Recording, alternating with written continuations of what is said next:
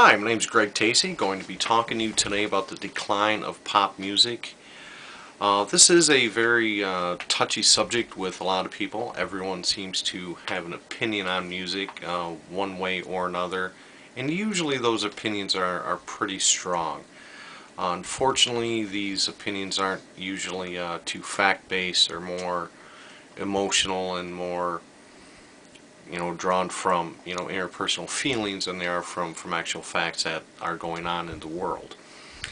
I'm going to be trying to look at this from an objective point of view, and in order to do this, one thing I'm going to be using a lot is information from George Reitzer's book, The Globalization of Nothing 2. And before I can really get into that, I kind of need to touch on a couple of definitions that are pretty prevalent throughout Reitzer's book. The first is that of something. An item that is considered something by Reitzer is a social form that is generally indigenous, conceived, controlled, and comparatively rich in distinctive substantive content. Opposing that is the concept of an item that is nothing. Something that is nothing is defined by Reitzer as a social form that is generally centrally conceived, controlled, and comparatively devoid of distinctive substantive content.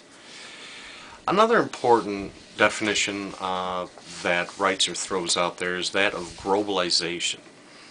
Globalization is defined by Reitzer as being focused on the imperialistic ambitions of nations, corporations, organizations, and the like, and their desire, indeed need, to impose themselves on various geographic areas.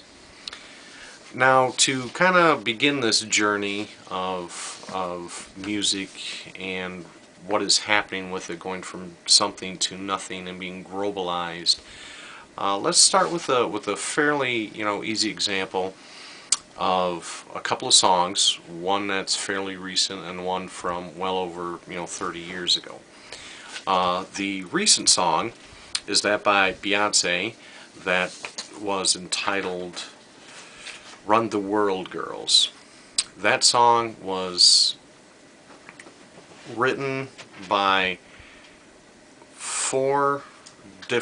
six different writers, and it had a total of 4 different producers. This is just for one song. And substantially the song was pretty poor. It didn't really go into any sort of deep emotional level. It didn't really touch on anything. A lot of the lyrics were just repeating themselves over and over and over again for the majority of the song. And the song was out a few years ago, and by now it's kind of fallen to the wayside. Not many people even really know about it, and it's not very popular at all anymore.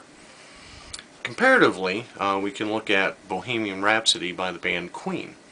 Now this song was produced and released in 1975, almost 40 years ago now.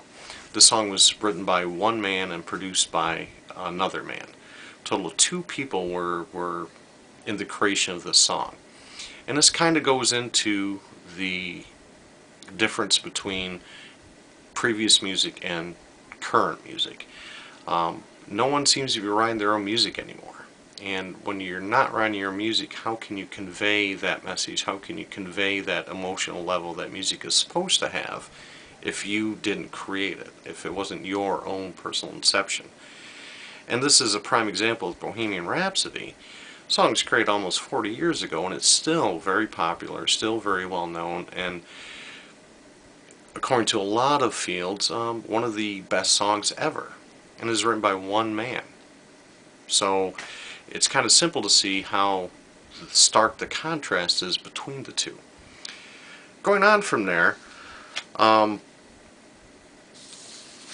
I said, artists don't really write their own songs anymore, so they're not really conveying their message, so it's almost being dehumanized, the songs are. Without that human factor thrown in there, that is taken away from the song being something and turning it more into nothing.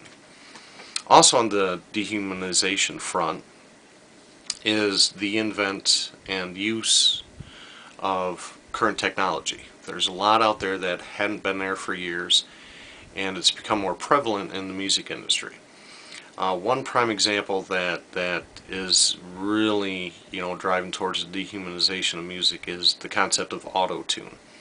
Auto-tune was technology that was made to make some corrections, if you will, to singers when they perform, when they record a song. They can help with the pitch, with the tone, and whatnot. And I suppose it's okay to use sparingly, but the trend has become where everything is becoming auto-tuned. You don't really hear the singer's voice anymore. You don't hear their emotion in the song anymore because it's all being corrected, digitally by a computer. So again, it goes back to the dehumanization, and it goes into taking away from the music by not being able to have the singer really present the music to you, the listener, on an emotional level. A good example of that is the song that was out a few years ago now called Friday by Rebecca Blake. The whole song was auto-tuned.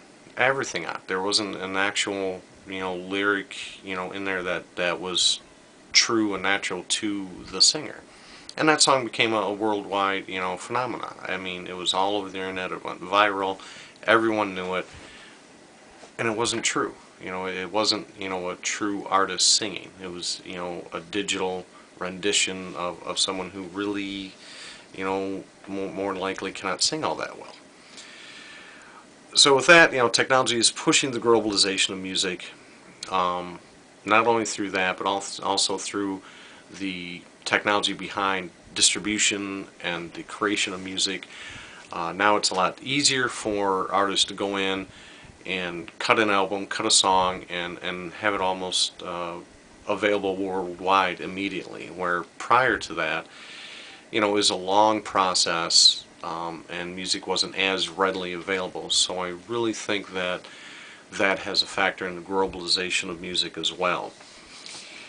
Also, another issue that there is out there, I believe, is the longevity of artists.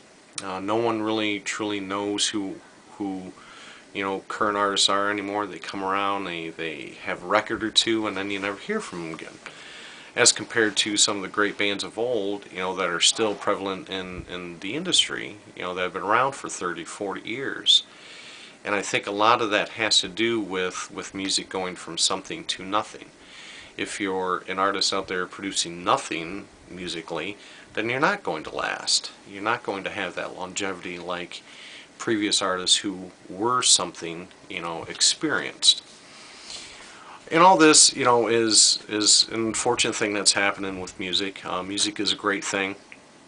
I truly believe that music is an artistic form that helps people, basically survive the doldrums of their normal daily life. And with music going into nothing, on a global, worldwide scale, it is unfortunate. There are even, talks that Britney Spears is popular down in South America, and that Christina Aguilera is known, throughout, Africa. And so there is a definite trend that the American music that is being pushed out over here is spreading globally, so it's not just affecting us here. This is a worldwide issue. So I really think that people need to start looking into something music. They need to make it a purpose to find this music, whether it be on the internet, whether it be going and finding local bands who haven't fallen into the scheme yet of being turned into nothing, that are still something. And hopefully, music can be revived, and it can again, achieve the greatness that it once had. Thank you much.